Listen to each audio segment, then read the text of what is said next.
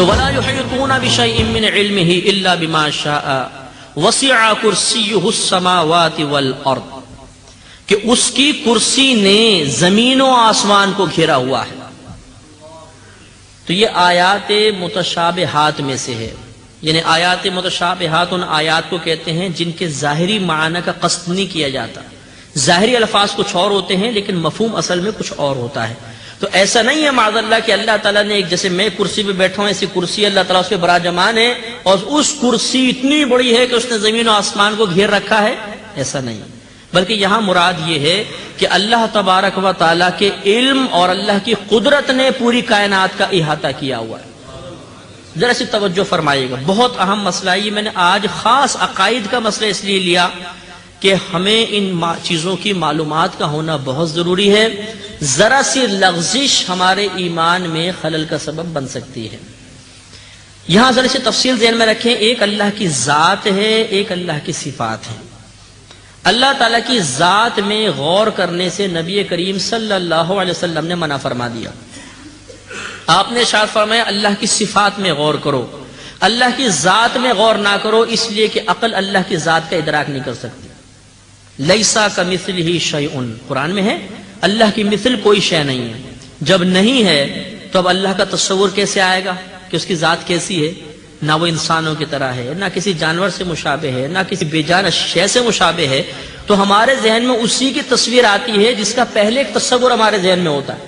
تو اللہ تعالیٰ کسی شے کی مثل ہے ہی نہیں، تو جتنے تصورات آپ کے ذہن میں موجود ہیں وہ تصور اللہ تعالیٰ کے مشابہ ہے ہی نہیں، تو اللہ کا تصور کیسے آئے گا؟ لہذا فرمایا ذات میں غور و تفکر کرو ہی نہیں، تمہاری عقلیں اللہ کی ذات کا ادراک نہیں کر سکتی ہیں۔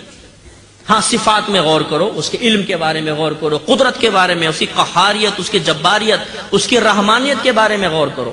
لہذا سرکار نے اللہ کی ذات کے بارے میں غور کرنے سے منع فرما دیا۔ اسی غور کی ممانعت یہاں پر بھی آئے گی کہ اللہ تعالیٰ کس مقام پر ہے۔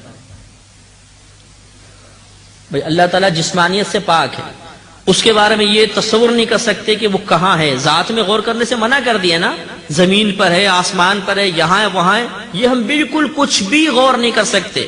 بس وہ پوری کائنات کو اپنے علم اور قدرت کے اعتبار سے گھیرے ہوئے ہے، خود اس کی ذات کہاں ہے یہ توجہ نہیں کریں۔ اس کو ہمارے نبی کریم نے منع فرما دیا، اس لیے کہ اللہ کی ذات کا ادراک ہو ہی نہیں سکتا، بس اس پہ غور و تفکر کرنا ہی منع ہے۔ ہاں اللہ تعالیٰ اپنے علم اور قدرت کے اعتبار سے پوری کائنات کو گھیرے ہوئے ہے۔ اس کا مطلب کیا ہے کہ علم کے اعتبار سے گھیرنے کا مطلب یہ کہ اللہ تعالیٰ ہر چیز جانتا ہے، ہر چیز، باریک چونٹی کے قدموں کی سرسراہٹ بھی اللہ کو معلوم ہے۔ اور قدرت کا مطلب یہ کہ اللہ تعالیٰ ہر معاملے میں تصرف کرنے پر قادر ہے۔ بس یہ آپ ذہن میں رکھیں، جو ہم کہتے ہیں اللہ تعالیٰ ہر جگہ موجود ہے، تو معاذ اللہ جسمانی لحاظ سے نہیں، اس لیے کہ اس کو تو جسم ہی نہیں ہے، جسمانی لحاظ سے موجود نہیں مانتے، بلکہ علم اور قدرت کے اعتبار سے کہ اللہ تعالیٰ کا علم ہر شے کو اپنے گھیرے میں لیے ہوئے ہے، وہ ہر چیز کو جانتا ہے، ہر مقام پہ تصرف پر قادر ہے، لیکن اس کی ذات کیسی ہے اس پہ آپ کو غور و تفکر نہیں کرنا۔ تو اللہ کی کرسی نے زمین و آسمان کو گھیرا ہوا ہے، اس کا مطلب کیا ہے کہ اس کے علم اور قدرت نے تمام کائنات کو گھیرا ہوا ہے، کوئی شے اس کی معلومات سے باہر نہیں، کوئی شے اس کے تصرف سے باہر نہیں، ہر شے کے اوپر وہ تصرف ہے، تصرف کر سکتا ہے، متصرف ہے۔ اب یہاں سوال پیدا ہوا، اچھا اگر اللہ تبارک و تعالیٰ کی ذات کے بارے میں غور نہ کریں، اس کے لیے ایک سمت متعین کرنا منع ہے، کیونکہ جب ذات کو ہم کسی مقام پہ مانیں گے تو سمت بھی مانیں گے، جیسے بھائی ادھر بیٹھے میں بولوں گا یہ بیٹھے ہوئے، جب ایک طرف سمت مان لوں گا تو جسمانی بھی تسلیم کرنی پڑے گی کہ اس سمت میں جسم ہوگا، تبھی تو۔ اللہ تعالیٰ جسمانیت سے پاک اور سمت سے پاک، آگے پیچھے اوپر نیچے کہاں ہے ہم نہیں ثابت کر سکتے۔ تو سفر معراج میں اللہ کے نبی کہاں گئے تھے؟ بھئی حدیث سے تو یہ بتاتی ہیں آسمان کی طرف گئے تھے، تو اس کا مطلب یہ ہوگا کہ اللہ تعالیٰ آسمان پر ہے۔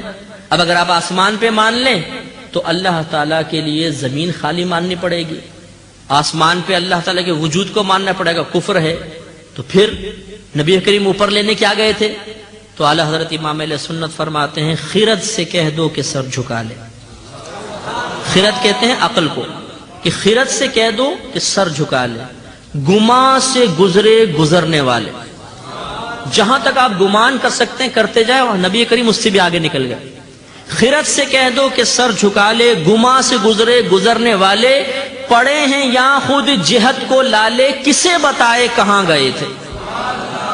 تو یہ بس ایک اللہ اور اس کے حبیب کے درمیان راز ہے کہ ہمیں سمجھانے کے لیے بتا دیا کہ آسمان کی طرف گئے تھے، حقیقتاً وہ کہاں گئے تھے یہ اللہ اس کا رسول بہتر جانتے۔